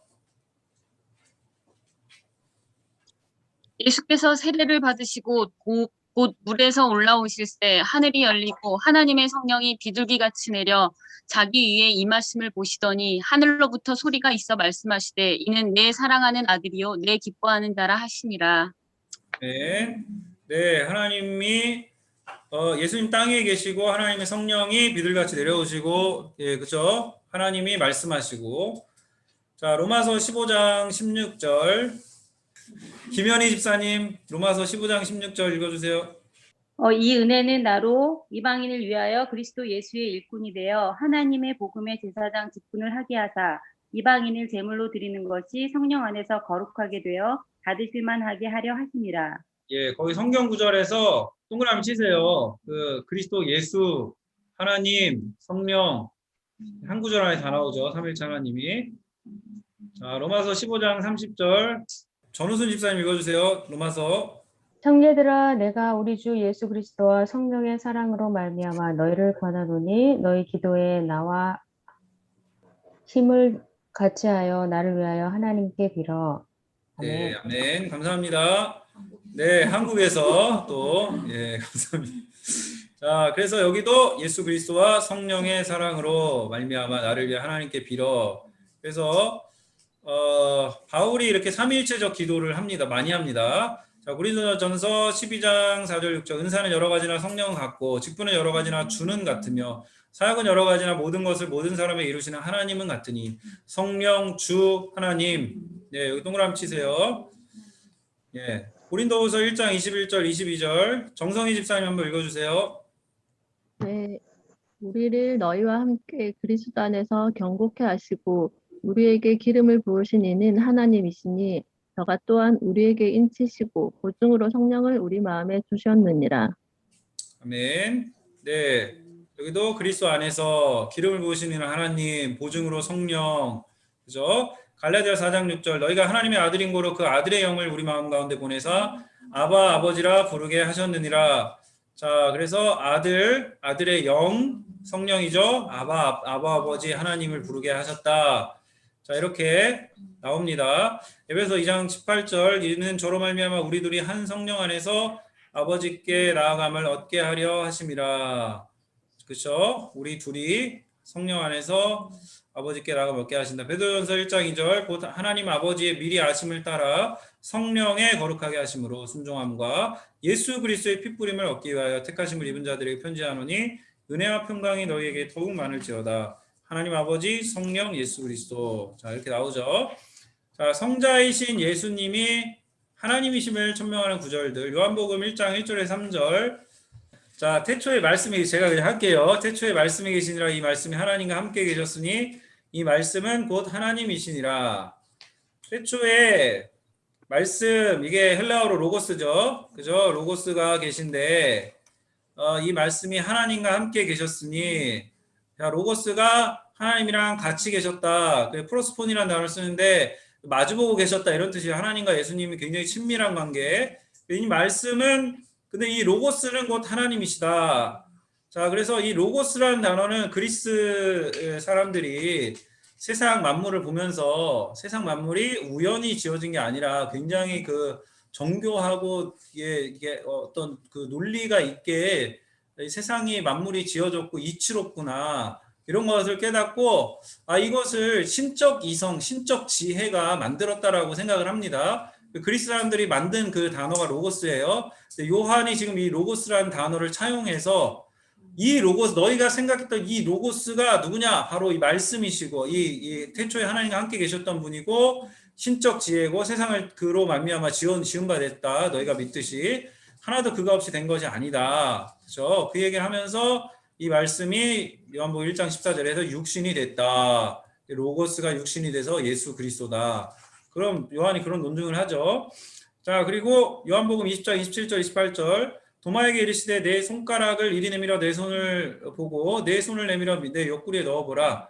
그래야 믿음 없는 자가 되지 말고 믿는 자가 되라. 도마가 대답하여 이르되 나의 주님이시오 나의 하나님이십니다. 네, 요한복음의 7명의 증인의 마지막 고백입니다. 그래서 도마가 의심이 없는 게 아니라 도마가 이 고백을 통해서 그죠? 우리가 예수님의 육체성을 확실하게 믿을 수 있는 증거가 되는 거죠. 그래서 도마한테 감사해야 됩니다. 이 도마 믿음이 없는 게 아닌데. 네. 자, 빌립보서죠. 그 다음에 빌립보서 2장 5절에서 7절. 자, 우리 오프라인 다시 돌아와서 이미경 권사님 읽어주세요. 너희 안에 이 마음을 품으라. 곧 그리스도 예수의 마음이니 그는 근본 하나님의 본체시나 하나님과 동등됨을 취할 것으로 여기지 아니하시고 오히려 자기를 비워 종의 형체를 가지사 사람들과 같이 되셨고. 네. 자, 여기도 보면은 그는 근본 하나님의 본체다. 똑같단 말이에요. 모르페라는 단어를 쓰는데 하나님과 동등된 분이다. 근데 동등됨 취하지 않으셨다. 디도서도 마찬가지입니다. 복스러운 소망과 우리의 크신 하나님 구주 예수 그리스도. 바울이 뭐라 그래요? 크신 하나님 구주 예수 그리스도. 영광이 나타나심 기다리게 하셨으니. 히브리서 1장 1절에 2절 이수인 권사님. 이 모든 날 마지막에는 아들을 통하여 우리에게 말씀하셨으니 이 아들을 만유의 상속자로 세우시고 또 그로 말미암아 모든 세계를 지으셨느니라. 이는 하나님의 영광의 광채시요 그 본체의 형상이시라. 그의 능력의 말씀으로 만물을 붙드시며 죄를 정결하게 하는 일을 하시고 높은 곳에 계신 지극히 크신 이의 우편에 앉으셨느니라. 네, 여기도 마찬가지 빌립보서 마찬가지로 하나님의 영광의 광채, 본체의 형상 같은 말이에요. 네, 하나님 예수 그리스도가 하나님이심을 히브리서도 마찬가지로 고백하고 있습니다. 네. 자, 여기 보시면 이제 예수 그리스도를 또 믿음의 대상으로 고백하는 구절들이 있습니다. 자, 로마서 3장 21절 22절. 이제는 율법 외에 하나님의 한 의가 나타났으니 율법과 선지자들의 증거를 받은 것이라. 곧 예수 그리스도를 믿음으로 말미암아 모든 믿는 자에게 비치는 하나님의 의니 차별이 없느니라. 네, 아까 제가 설명드린 부분이죠. 하나님의 의가 나타났다. 네, 이게 갑자기 나타난 게 아니라 율법과 선지자에게 증거를 받았다. 모든 믿는 자에게 미치는 하나님의 의니 차별이 없다. 누구나 받을 수 있다. 자, 갈라디아서 2장 16절 이동희 권사님 읽어주십시오. 사람이 의롭게 되는 것은 율법의 행위로 말미암음이 아니요 오직 예수 그리스도를 믿음으로 말미암은 줄 알므로 우리도 그리스도 예수를 믿나니 이는 우리가 율법의 행위로서가 아니고 그리스도를 믿음으로써 의롭다함을 얻으려 함이라. 율법의 행위로서는 의롭다함을 얻을 육체가 없느니라. 아멘. 그래서 예수 그리스도를 믿나니 그리스도 예수를 하나님으로 고백하고 믿어야 합니다. 빌립보서 3장 9절 내가 가진 의는 율법에서 난 것이 아니요 오직 그리스도를 믿음으로 말미암은 것이니 믿음으로 하나님께로부터 난 의라. 네, 그래서 그리스도를 믿음으로 구원받죠. 그래서 그리스도를 믿음의 대상으로 계속 고백합니다. 디모데전서 3장 16절 이숙희 집사님. 그러다 경건의 비밀이여 그렇지 않다 하느니 없도다. 그는 육신으로 나타남 받으시고 영으로 의롭다 하심을 받으시고 천사들에게 보이시고 만국에서 전파되시고 세상에서 믿음 받으시고 영광 가운데서 부르셨느니라. 아멘. 네, 그분은 육신으로 나타난 바 되시고 세상에서 믿어진 바 되셨다. 그죠? 믿음의 대상입니다. 자, 성령의 하나님이심을 천명하는 구절들. 사도행전 5장 3절 4절.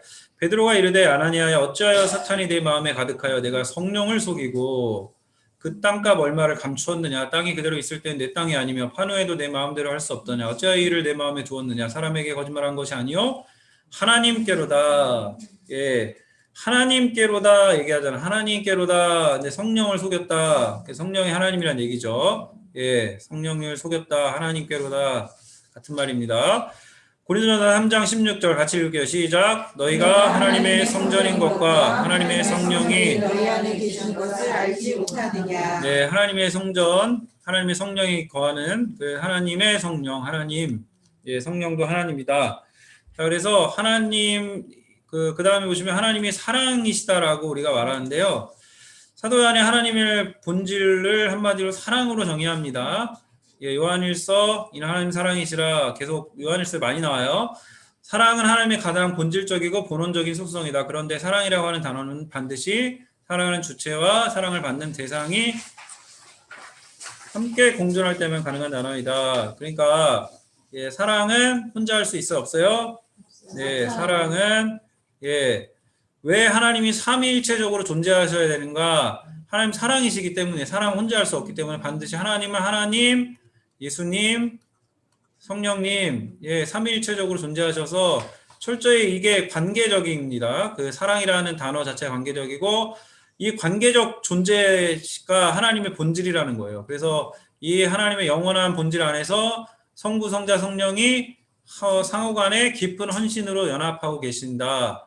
네, 이걸 동방 기독교에서는 이제 페리코레시스라는 단어를 써서 마치 그 강강수원래 우리 돌듯이 닮은새 한번 설교하신 적이 있는데, 서로 덩실덩실 춤을 추면서 연합하고 계시는 그 하나님이 나중에 창조에도 보겠지만 하나님이 사랑할 대상이 필요해서나 아니면 일하다가 힘들어서 일할 인간을 만들거나 이방 신들처럼 그렇게 인간을 창조하신 게 아닙니다. 하나님이 충분히 자충족적인 분이시기 때문에 하나님의 사랑이 넘쳐 흘러서 세상이 창조된 거지. 그 하나님이 사랑할 대상을 필요해서 만든 게 아닙니다. 이방 신들처럼. 자, 삼위일체론의 탄생 보세요. 자, 초대교회는 한 분이신 하나님과 세 분이신 하나님이 동일하고 또 동등하신 하나님이라는 수수께끼를 설명하기 위해서 신중하고도 격렬한 논증, 토론, 연구를 거듭한 끝에 삼위일체 하나님 개념을 정립하였다. 그러나 삼위일체 하나님에 대한 적절하고 적합한 개념을 설명하기에 많은 유비들이 등장했는데, 그래서 삼위일체가 굉장히 오랫동안 이 치열하게 격렬하게 토론하고 연구하고 막 했어요. 여기 나오는 제가 어렸을 때도 이런 설명들 많이 들었죠. 수증기 물, 수증기 얼음. 삼위일체 설명 이해가 쉽잖아요. 뭐 세이클로바 집에서는 우리 임미영 원사님 엄마고 교회에서는 권사님이고 또 뭐예요? 또 저기 일하시는 곳에서는 하여튼 직함이 다르죠. 이렇게 다른데 어떻게 해요? 이런 식으로 삼위일체 하나님 이렇게 설명을 했어요. 이 설명의 문제는 뭘까요? 이 설명의 문제는 네. 이렇게 수준이 높으신 분들과 제가 하고 있군요. 자. 네. 이게 여기 나오는 대표적 이단 사상들, 양태론적 단일신론. 그래서 한 하나님이 여러 모양으로 사실 나타내시는데 이 설명의 문제는 한 명밖에 안 되는 거예요. 그죠? 근데 예수님은 어떻게 삼위일체 하나님은 요단강에서 세례 받으실 때 예수님 여기 계시고 하늘이 열리고 하나님 하늘에 계시고 비둘기 같은 성령이 내려오고 세 실체로 존재하신단 말이에요. 그래서 양태론적 단일신론 틀린 거고, 아리우스 아까 아리우스 논쟁에 성자를 성부와 피조물 사이 중간 존재. 네, 피조물보다는 확실히 훌륭한데 하나님보다는 조금 못한 거 아니냐. 성령도 성자가 먼저 왔으니까 성자가 나온 거니까 성령도 조금 못한 거 아니냐 이런 식으로 이렇게 본 거예요. 그래서 아리우스파는 2단으로 정제가 됩니다. 그렇죠? 2단으로 정제됐고, 그래서 성경적 삼위일체론의 정립, 그래서 그림에 보시면 이 그림이 제일 요 정도 설명하는 게 제일 정석이라고 봐요. 성부 하나님 계시고 성자 계시고 성령이 계신데 성부도 하나님이시고 능력과 지위와 본질에 있어서 성자도 하나님이시고 성령도 하나님이세요. 그래서 능력이나 지위나 본질에 있어서 하나님이신데 성부와 성자는 같지 않아요. 성자와 성령은 같지 않아요. 성부와 성령도 같지 않아요. 이 정도로 이해하시면 돼요. 삼위일체 하나님 이렇게 존재하시는구나. 근데 한 분이기도 하시고 세 분이기도 하신 세 실체로. 그래서 신학적으로는 이렇게 단어를 만들었는데 우리가 그것까지 다 외울 필요는 없고, 한 분이자 세 분, 신비입니다. 자, 넘겨서 보시면 그럼 삼위일체 하나님이 어떤 일을 하시는가, 이거를 이제 신학 용어로 경륜이라는 말을 씁니다. 경륜, 하나님의 경륜. 그래서 오이코노미아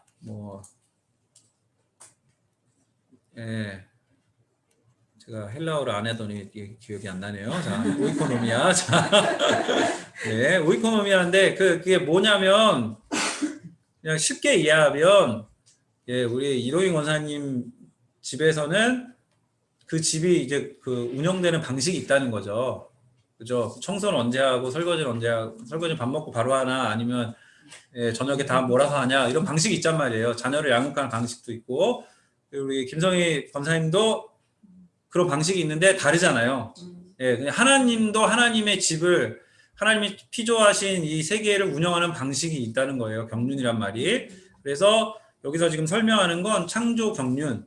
그래서 창조에 대해서 하나님이 일하신 방식이 있고 구속의 경륜. 그래서 구원하신 방식이 있다. 지금 이 두 가지 설명하는 거예요. 그래서 창조 사역에 있어서 성부, 성자, 성령의 역할이 다른 겁니다. 성부는 창조를 계획하고 명령하시고 태초 하나님 천지를 창조하시니라. 성자는 창조를 실행하시고 이 모든 날 마지막에 아들을 통하여 우리에게 말씀하셨으니 아들을 만유의 상속자로 세우시고 또 그로 말미암아 모든 세계를 지으셨느니라. 그죠? 실행하시고 성령의 사역은 뭐냐면 이 창조에 생명을 불어넣으시는 사역을 합니다. 시편 33편 6절에 여호와의 말씀으로 하늘이 지음이 되었으며 그의 만상을 그의 입기운으로 이루었도다. 성부, 성자, 성령 삼위일체 하나님의 사역. 구약에서는 이게 막 이렇게 그 표면적으로 삼위일체 하나님 사역이 이렇게 드러나지 않았지만 신약에 와서는 이게 다 정립이 되는 겁니다. 아, 하나님이 삼위일체적으로 이렇게 일하셔서 창조하셨구나. 구원에 있어도 마찬가지입니다. 성부는 인류와 세계의 구원을 작정하시고 성자를 세상에 파송하십니다. 하나님이 세상을 이처럼 사랑하사 독생자를 주셨으니 이는 그를 믿는 자마다 멸망하지 않고 영생을 얻게 하려 하심이라. 독생자를 주셨다. 이거 성자의 사역은 십자가에서 인류의 구속을 성취하셨다. 우리는 그리스도 안에서 그 은혜의 풍성함을 따라 피로 말미암아 성량 곧 제사함을 받았다. 그렇죠? 그리고 예수님 십자가에서 죽으시고 성령에 오해요. 성자의 구속 사역을 믿음을 통하여 우리에게 적용시키신다. 성령이 없으면 우리가 믿을 수 없어요. 에베소 1장 13, 14절 그 안에서 너희도 진리의 말씀 곧 너희의 구원의 복음을 듣고 그 안에서 또한 믿어 약속의 성령으로 인치심을 받았으니 이는 우리 기업의 보증이 되사 그 얻으신 것을 속량하시고 그의 영광을 찬송하게 하려 하심이라. 그러니까 구원의 복음을 듣고 약속의 성령으로 도장 찍으셨다. 그러니까 성령이 우리로 하여금 믿게 하시고 우리로 하여금 이 구원이 확실한 것이라는 것을 인치시고 보증이 되어 주신다. 예, 우리가 부동산 계약할 때 그 서류 이렇게 작성하는 것처럼 성령님이 계시다는 건 그런 의미다. 자, 밑에 문장 한번 같이 읽어볼게요. 시작. 성부, 성자, 성령 하나님은 동일하신 하나님이시지만 성자와 성령께서는 창조와 구속의 사역에 있어서 성부 하나님의 목적과 의지에 전적으로 복종하시다. 네, 그래서 동일하신 하나님인데 성자는 아버지의 뜻에 순종, 성령도 아버지의 뜻에 성부 하나님과 성자 예수님의 전적으로 복종하시는 그런 특징이 있습니다. 네, 자 넘겨서 보시면 왜 삼위일체 이 교리가 중요한가? 굉장히 중요합니다. 기독교의 신과는 유대교나 이슬람교와 달리 엄격한 유일신론도 아니고 일반 종교와 달리 다신론도 아니고 삼위일체, 타 종교와 구별되는 게 삼위일체 하나님에 대한 믿음입니다. 그래서 구원의 완전성을 충족시킨다는 그런 의미가 있습니다. 그러니까 이게 뭐냐면, 자, 하나님이 원래는 초월에 계시죠. 하나님이 세상에 밖에 초월에 계십니다. 그렇죠? 그리고 하나님 세상을 만드셨어요. 근데 하나님이 이 세상에,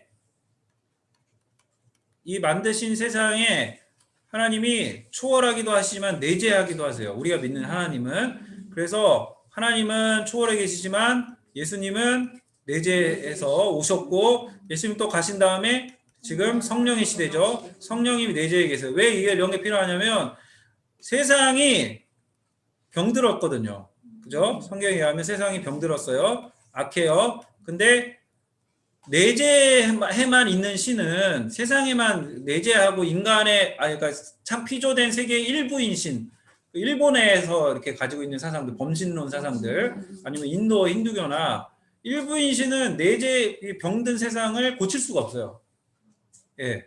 그래서 우리가 이거 자주 비유하는 게 이제 시계 고장 나면 시계 스스로 고칠 수 있냐? 없다. 그래서 내재한 하나님은 세상을 고칠 수 없어요. 세상의 일부로서 존재하긴 하지만, 그래서 반드시 세상을 고치려면 초월하신 하나님이 필요합니다. 근데 우리가 믿는 하나님은 초월해 계시면서 내재하시면서도, 그리고 내재하지 않는 초월해서만 있는 하나님도 뭐가 문제예요? 세상에 인간의 우리 고통이 많고 힘듦이 많고, 아이고 하나님 죽겠어요, 이런 문제가 생기고 자녀 문제 생기고 남편 문제 생기고 막 이러는데, 이거에 대해서 어떻게 호소를 하지만 공감을 못하는 거예요. 초월에만 계시기 때문에. 그래서 우리가 믿는 하나님은, 그 예수님도 인간으로 오셨던 예수님이 우리와 같은 고난을 받으시고 우리의 고난을 체휼하시는 분이다, 히브리서 얘기하잖아요. 우리의 아픔에 깊이 공감하시는 분이다. 예. 그래서 하나님은 초월하신 분이신 동시에 내재하는 분이셔야지.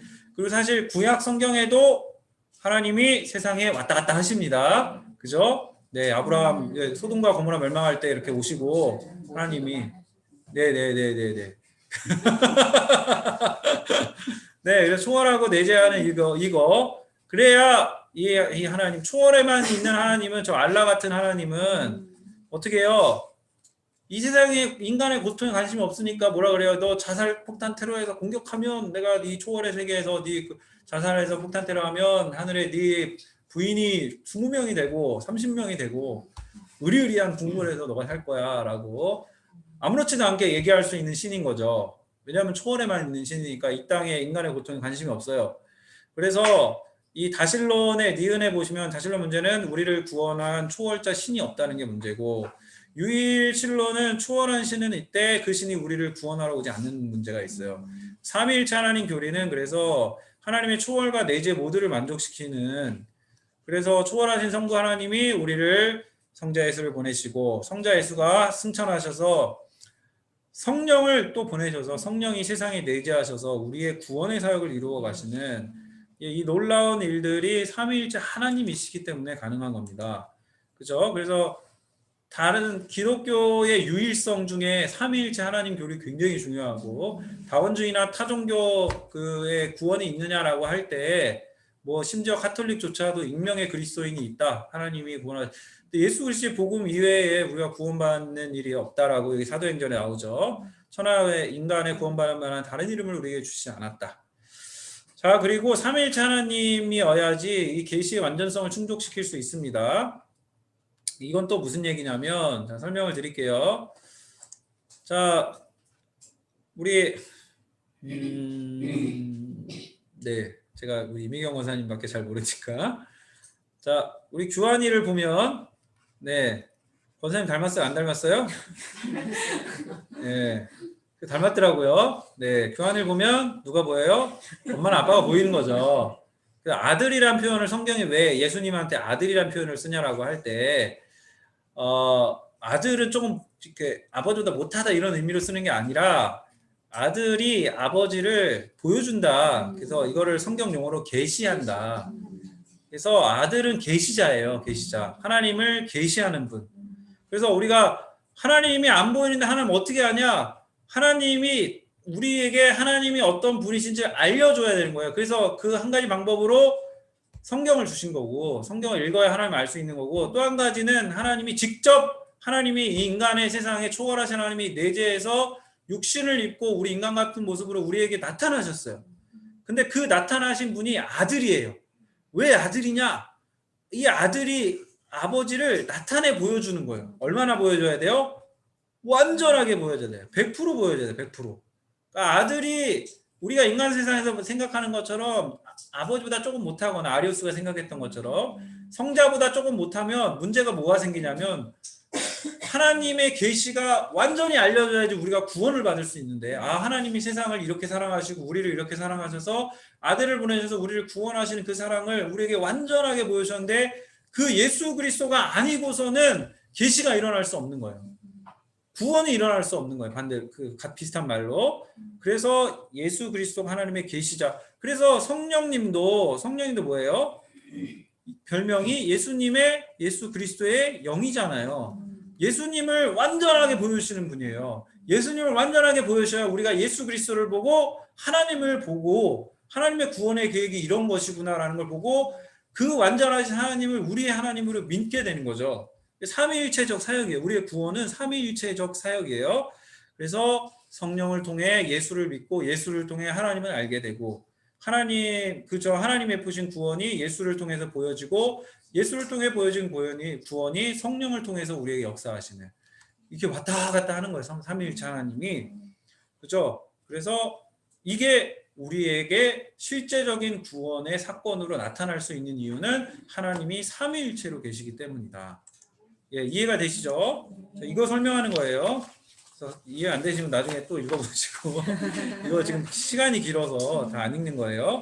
자, 뒤로 보시면 한 페이지 넘겨 보시면 그래서 예, 여기 마지막 부분에 여기 보시면 여기서 계시하는 자는 계시되는 자와 같다. 이 원칙이 있어요. 성부와 성자의 관계, 성자와 성령의 관계도 이게 적용이 되는 거예요.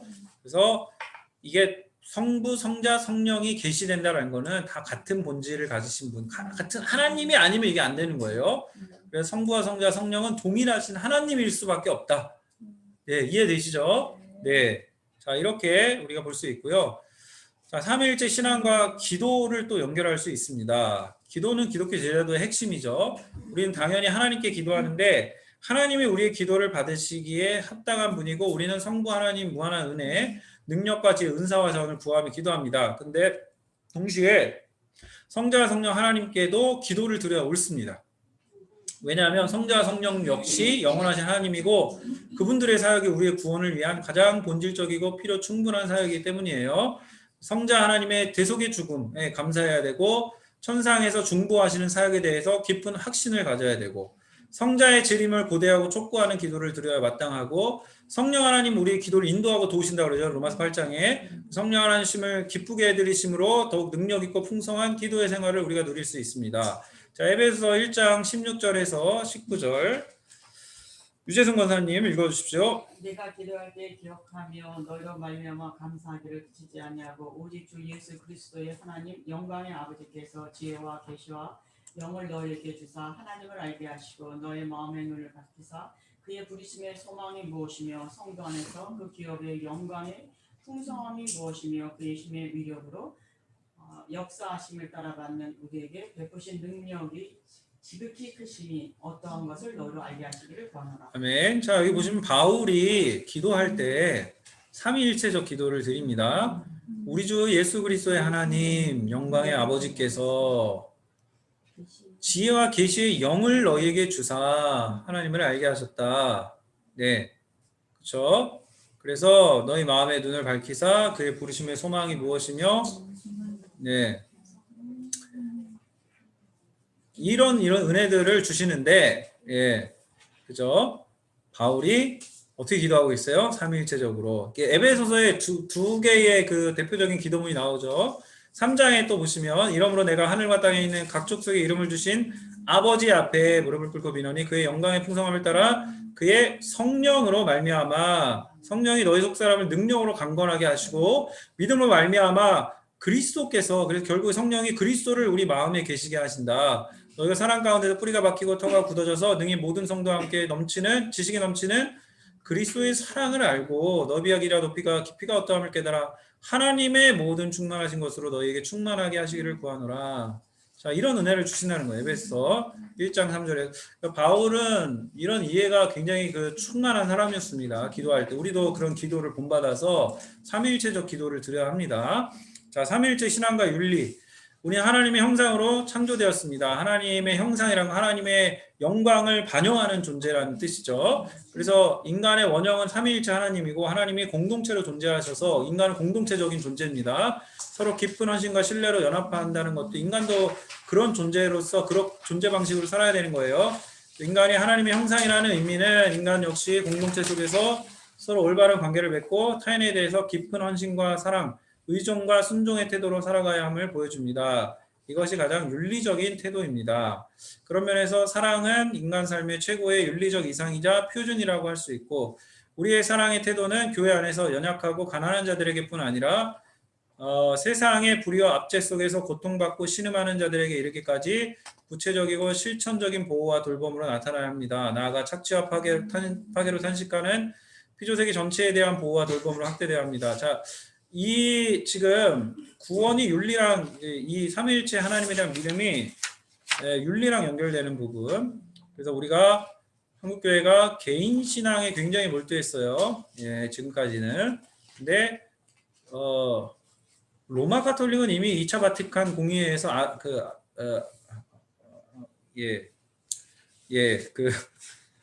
다음에 얘기할게요. 자, 단어를 까먹었어요.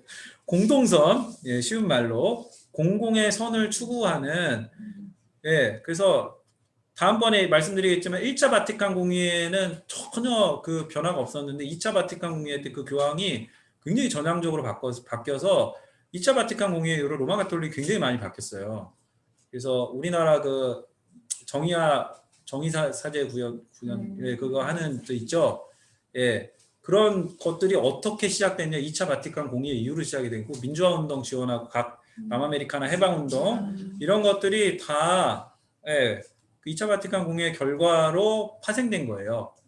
네, 우리도 마찬가지로 지금 개신교에서도 한국의 뭐 전체적으로도 어떻게 우리 그리스도인의 공공의 선에 기여할 수 있느냐. 예, 그 교회가 지역에 있는데 그 지역을 어떻게 선하게 바꾸고 그 지역을 변화시킬 수 있느냐. 이런 게 사실 더 화두로 둬야 되는데 지금 뭐 코로나 때문에 생존에 급급하죠. 그전에는 개인이 복받고 개인이 잘 되면 끝이었어요. 근데 이제는 우리가 예, 최근에 지금 통계가 굉장히 한국 사회가 탈종교화되고 있거든요. 그래서 뭐 그 통계치 보면은 막 60%가 넘게 종교 필요 없다, 무종교화되고 있는 사회에서 예, 우리가 이제 상해에서는 모르는데 한국 들어가실 거잖아요. 나중에 들어가시면 다 겪게 되는 겁니다. 오, 이렇게 사람들이 안 믿나? 이렇게 사람들이 종교에 대해서 관심이 없고 자초한 측면도 있고 시대적인 측면도 있는데 그래서 우리가 이런 때에 더 올바른 믿음과 신앙을 견지하고 바른 분별력을 가져야 합니다. 그걸 설명을 해낼 수 있어요. 사람들에게. 기독교가 어떻게 세상을 이롭게 만들고 유익하게 만들 수 있는지를 구현해내는 거. 네, 과제를 우리한테 다 주신 거죠. 작게는 우리가 안 믿는 사람들한테 친절을 베풀면 됩니다. 작게는. 네, 그리고 환경을 보호하기 위해서 텀블러 갖고 다니고 뭐 그런 것들, 예, 작은 것들의 실천을 함을 통해서 예, 그게 커지면 모이면 공동의 선이 되는 거죠. 예.